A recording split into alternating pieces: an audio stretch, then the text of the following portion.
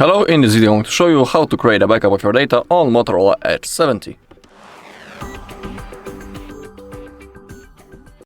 Okay, the process is really easy. First open up your settings. Now scroll down until you find backup or copy data and select backup data.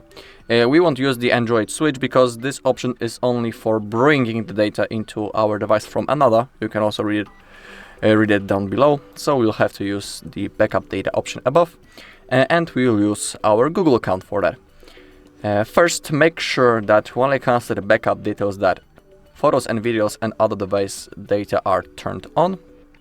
So let's select it.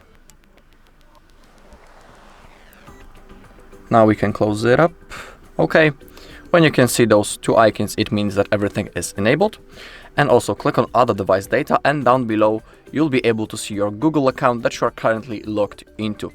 And on that account, our backup will be saved and stored. So for example, if you want to restore that backup later in the future, you will have to log in into the same Google account that you can see right now on your screen, of course. Okay, now go back and click on Backup Now. The process will now begin.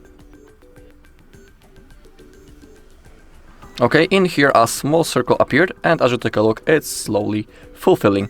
When it disappears, it means that our backup has been successfully created.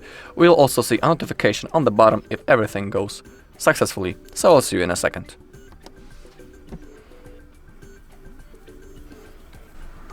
Okay, the backup has been successfully created.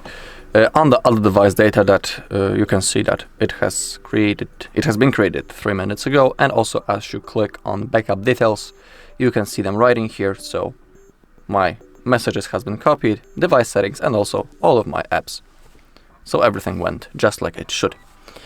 Alright, and that's all in this video. Thank you all for watching. If you found this video helpful, please leave a like, comment, and subscribe.